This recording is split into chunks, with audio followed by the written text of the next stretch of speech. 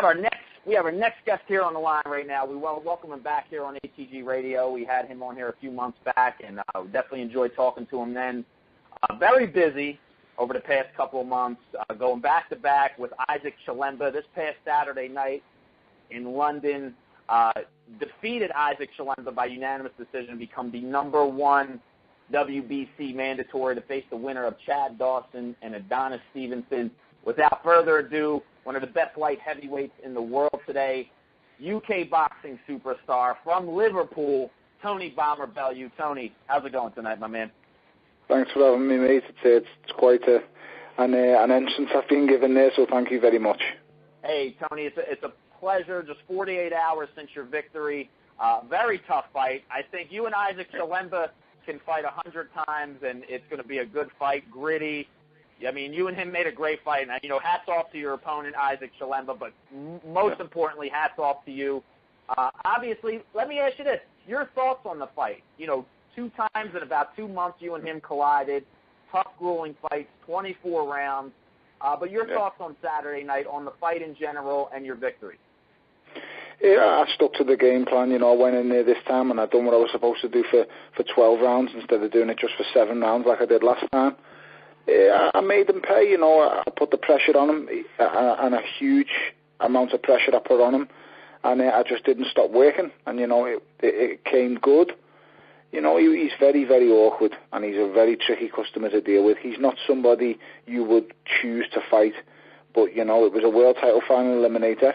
They don't give them away, and I went in there and I just done the job on him, a thorough job, and I felt like I beat him up from first round to the last. And you did that. And, definitely I want to, again, I want to congratulate you a million times here on the show, Tony, but it was a magnificent performance. You showed why you're one of the best at light heavyweight.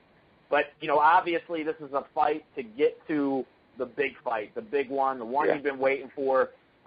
On the 8th of June, your next opponent will be decided. Chad Dawson, who is the WBC World Light Heavyweight Champion. He faces off against one of the hardest punchers in boxing, in Adonis Stevenson.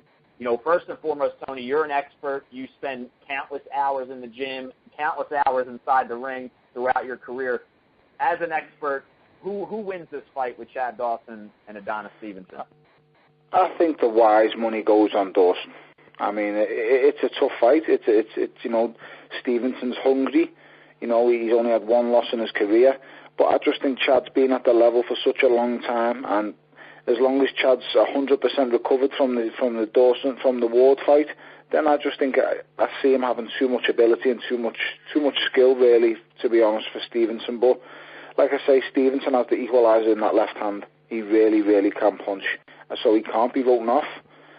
But at the same time, I just, like I say, Dawson's been at this level a long time. He's seen a lot of fighters come and go. He's dealt with southpaws like Antonio Tarver on a number of occasions. I just feel, he's the best light heavyweight in the world, and this is why I'm so adamant on facing him.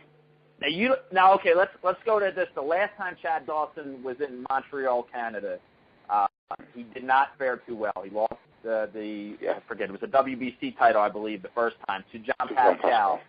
And, it was the crowd. I don't know if it was him not prepared well enough for the fight. With that factored into it, do you think that'll make a difference, or do you stand true to your prediction? I studied the fight with Pascal, and I just think, I'll be totally honest, I think he was on his way to stopping Pascal. I think when it was stopped, he was cut. It was a bad cut, but he was really on top, and he was coming on strong. I think he started the fight really slow against Pascal. Pascal started really quickly. He capitalised on the errors that Dawson was making. He was throwing really, really fast, hard counter right hands, Pascal, and it was offsetting Dawson an awful lot. And as the fight wore on, Pascal seemed to tire and Dawson seemed to get stronger. And when he seemed to finally have Pascal's measure, the referee stopped it on the cut because it was a bad cut. So, I don't think the crowd played too much trouble that night. I think he underestimated Pascal a little bit, and he also started very slowly. So I think it was a culmination of things that why the Pascal fight went wrong for him. As for the Stevenson fight, I just don't think he'll make the same mistakes again. This is going on the perspective that he hasn't been damaged by Ward too much because, let's be honest, he was beaten up by Wood effectively, but that was at 168. I believe he's comfortable at 175, and I just think, like I keep repeating myself, he is the best light heavyweight in the world. It's hands down. There's no question. Chad Dawson absolutely thoroughly done a job on Bernard Hopkins. I'm a big Hopkins fan, but he went in there and he dealt with Hopkins, and he's dealt with every top light heavyweight contender of the last, say, decade. The guys who have been around at light heavyweight, he's dealt with them all, from Glencoff Johnson. He's dealt with Antonio Tarver twice. He's dealt with Hopkins. He's just beaten everybody who's been there or thereabouts in the division. He's really cleaned it out. So that was my reason on wanting to go down the WBC route. No, and you know what? I agree with you there, Dawson. You forgot to mention Tomasz Adamek, who at the time was a top Oh, guy. yeah, without a shadow of a doubt, great victory in Poland. Amazing He's fight a fantastic fighter, mate. Yeah, Dawson is, and I agree with you there. Okay, now business side. Now let's see it like this. Now, as a fan, Tony, I'm a huge fan of you. Yeah. I don't think a Dawson versus you fight, you would have to dictate the pace. You would have to be the guy to bring the fight to him, because Dawson's a little tricky. He likes to move around the ring. Might get on the bicycle a little bit against a pressure fighter such as yourself. But if you were to fight Adonis Stevenson in a boxing fan's perspective, I just think exactly. Blood. There's going to be blood in the ring. Some of yours, some of his, and someone's getting knocked out. I think we're pretty much guaranteed one of you guys get knocked out. Most likely Adonis. You've never been knocked out in your career. But in my opinion, the business sense of you and Adonis Stevenson might not work out. I don't think. Oh, listen. If I'm choosing who's going to win the fight, then to make it a spectacle. If I'm saying who's going to make the better fight, without a shadow of a doubt, that's me and Stevenson. We're going to make it a better fight. I just think if Stevenson thoroughly outboxes Chad Dawson, does a job on him, then I just want the best man to win, because I don't want to be facing a guy who everybody says is the last thing I want on my mind is that Dawson is winning the fight of every round, and then Stevenson lands a lucky punch, and then I have to fight Stevenson. That's not what I want, because then guys are going to say he's the world champion, but it was with a lucky punch, and then I beat Stevenson, and then I'm not the best light heavyweight in the world. I just want to face the best light heavyweight in the world. So that's what I'm adamant about doing, and whoever wins on June the 8th, to me, that's who the best light heavyweight in the world is. Where do you think this fight's going to take place? I mean, Chad Dawson, not a draw here in the United States at all. No offense to Chad, magnificent fighter. I think it would be tremendously bad business if you and Matchroom came over here for that fight. Unless there was I think Chad Dawson's made it adamantly clear that he's a money man.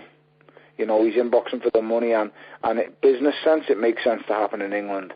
But he's obviously shown he's willing to travel. He's gone to Canada if the money's right. I'm sure he'll come here if the money's right.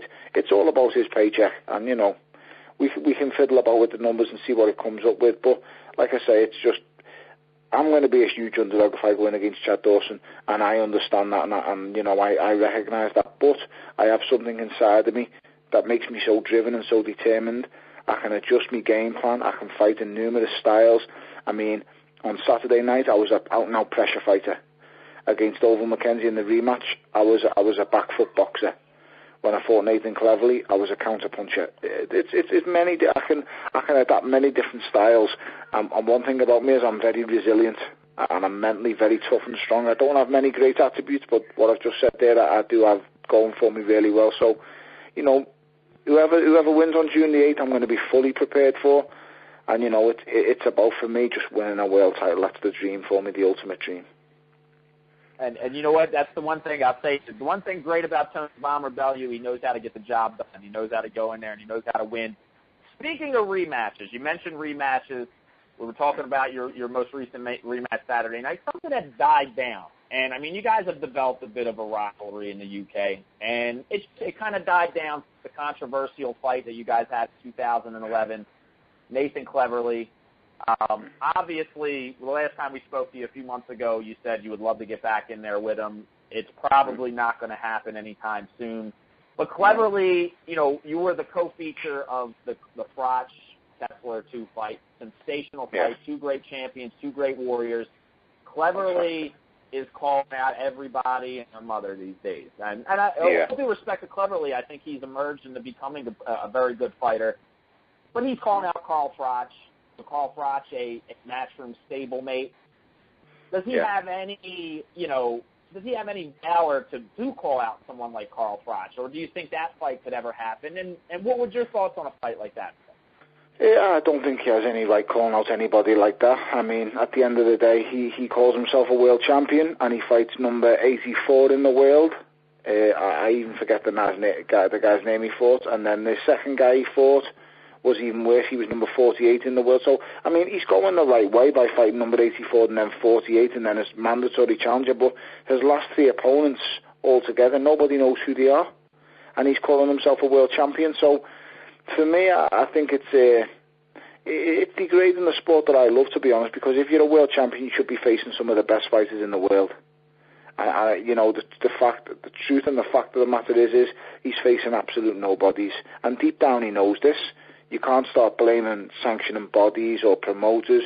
At the end of the day, you are the world champion. You decide who you fight, not somebody else. When you're a world champion, you decide who you fight. Now that Bernard Hopkins is a world champion, he's chosen to fight Karo Morat. This is what world champions do. They choose who they will defend their title against. He has no excuse in fighting guys like Ryan Coyne, I think his name was, and I forget the other guy's name. It was Sean Hawk, and then Sean Hawk, yes. Yeah, Sean Hawk came out of nowhere. Yeah, Sean Hawk was, I got offered this guy before I fought Miranda, and I chose Edison Miranda over him. It's absolutely insane, and I ain't a world champion. So, if I'm knocking guys like that back because they're not good enough, then how is a world champion doing it? It's absolutely insane. For me, it's all wrong. It's all really wrong. Like I said, I'm not going to go on about me fighting him again because everybody knows the truth and the fact of the matter is I offered to have a rematch basically for free. I was turned down and stopped dead in my tracks, and it is what it is. But, listen, I'm in boxing for the long haul, and I'm in boxing to fight good fighters and make some great fights. He's in boxing to con people and fight people who he knows he's going to beat every time. So, I'm the guy fighting live fighters, and I'm the guy who's trying to, get in there and fight with the best fighters in the world. All the credit, Tony, all the credit to you, man. You are the man, and I appreciate you clearing that up about Nathan Cleverly. I agree. I never had a problem with Cleverly. I agree with you.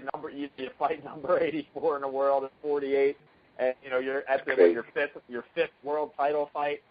It's, you gotta. It's insane. It's wrong. It's wrong doing it to the sport. Listen, first and foremost, I'm a boxing fan. I love this sport, and the last thing I want to do is see someone have 10 title defenses and not face one world-class fighter.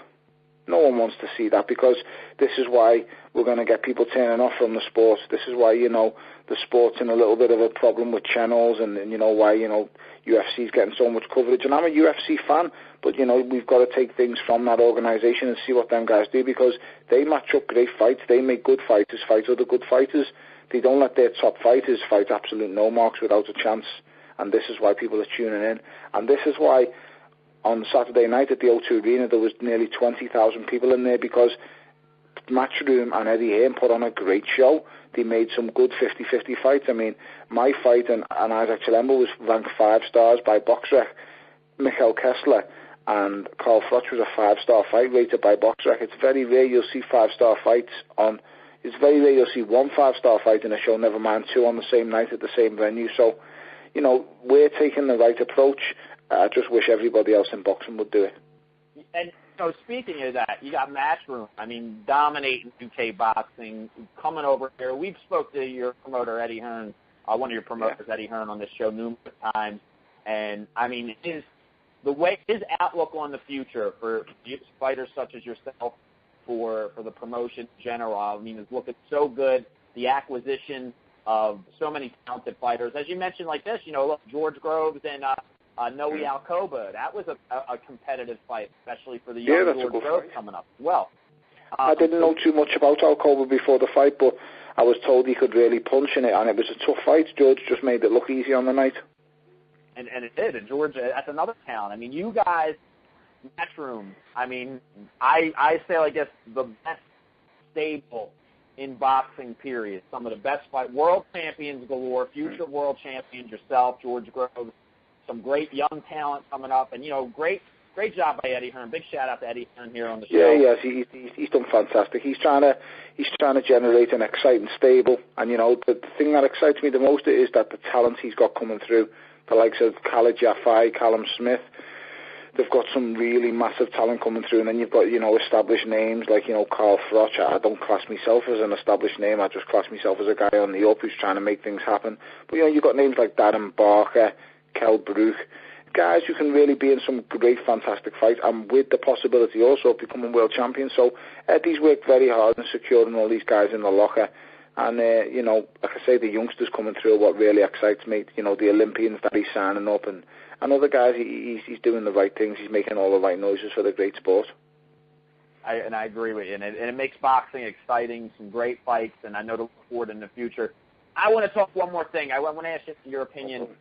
We have actually one of your hometown fighters, a good friend of yours. He's getting ready to make his return to the ring immediately after his first career loss, the devastating first career loss against Tony Thompson in February. Just 5 months later, getting back in there with the same guy, the 6th of July in Liverpool, your hometown, Tony. What are your thoughts on David Price, Tony Thompson, too? It's a good fight for David. It's a good fight. I mean, things went wrong last time, and it was really tough for him, but David's a very strong character, and he'll come back from it. I'm 100% behind him.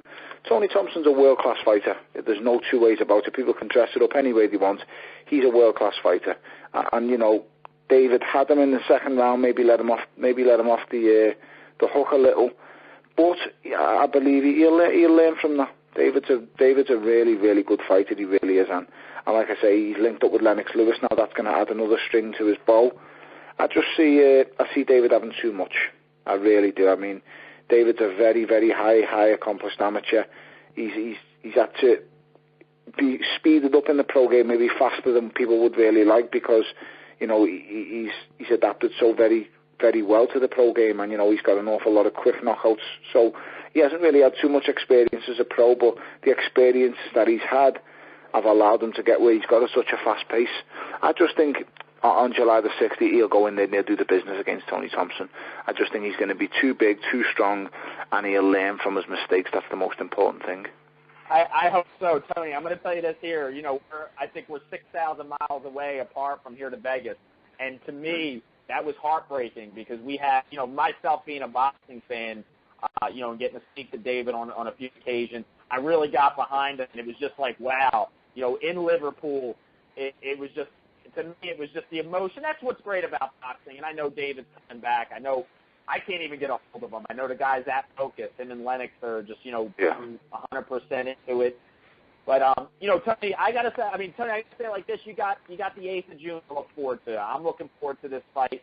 Yeah, definitely. I can't give my prediction. I kind of been leaning towards Adonis Stevenson. I mean, at the end of the day, he's highly dangerous. There's no two ways about it. The guy can really, really punch. But I just don't know about, is he ready for that level? I don't know. I mean, has he been in testing fights? I haven't studied his career in depth, so maybe he might have had some tough fights that have got him prepared for chat, but I just think when you get to such a level like that, and if you haven't been in close testing fights, I mean, I've been in a world title fight after 16 fights, albeit I don't think the guy was a legitimate world champion, but I've been in hard fights. I've had to drag myself off the floor in fights, and I've experienced an awful lot of things in them 22 fights that allow me to say, I think I'm ready for the world title fight now. I'm just not too sure if Adonis has experienced them things. And I'm going to go with you. You kind of changed, Tony. I hate to bet against you, man. You're an expert at this fight game. You're the number one contender to the light heavyweight world title. So I got to go with you on this. You say Dawson's going to win. I just hope the best man wins. That's the most important thing for me. The best man will win on the night, and then I'm going to go in with the best man. So I'm happy with that. Listen, Tony, all I hope is no BS happens. I hope whoever wins that fight don't try to go around not fixing you. I'm going to say it like this. Hey, world champions at the light heavyweight division, fight Tony Bomber Bellew. Let's in 2013, 2014, let's get some unification. Mason Cleverly step up. Bernard Hopkins that would step be a up. dream. You know, let's make it. Let's get a unified world light heavyweight champion in there. I know my main man Tony Bomber Bellew is all for it 100%. Tony, follow you at Tony Bellew on Twitter. You have a website as well. I think it's teambomber.co.uk. www.bomberbellew.co.uk. Gotcha. That's great. Bomber Bellew. Check out the website. Check him out on Twitter. In about 2 weeks, Tony, June 10th, ATG Radio, Monday night, can we get you back on the show after the aftermath of Adonis Stevenson and Chad Dawson? This way we can get you to call out the winner a little bit better. This way you know who you're fighting next. And we no problem. That'd be a pleasure. Back on ATG Radio, man. It's always a pleasure. And I apologize. You know, I know you're relaxing with the family. Big shout-out to the Bellew family. Again, apologize to bother you 48 hours after the fight, but... Not a problem, guys. It's a pleasure. Thanks very much for having me. Cheers, man. Have a great night, brother. Thanks, man. Take it easy, my man. Bye-bye now. Take care. All right, there you have it.